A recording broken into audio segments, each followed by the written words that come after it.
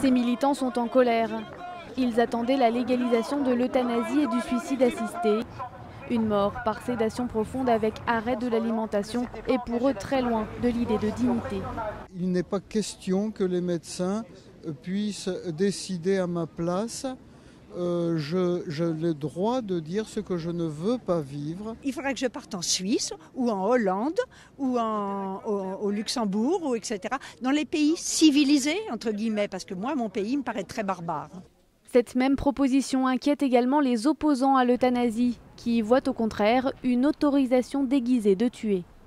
Il y a certaines sédations qui sont nécessaires quand il y a vraiment, exceptionnellement, des syndromes vraiment très réfractaires. Avec l'arrêt d'alimentation et d'hydratation, très vite, ça tourne vers le faire mourir. Et là, il y a la bascule. En Belgique, où l'euthanasie est dépénalisée depuis 2002, ce médecin juge quant à lui les nouvelles propositions remises à François Hollande bien trop timides. J'ai l'impression qu'ici en Belgique, il y a quand même la parole du patient a un poids plus élevé qu'en France. En France, on voit bien notamment que les spécialistes en médecine palliative considèrent que l'euthanasie est une abomination, alors que ça n'est pas du tout le cas ici.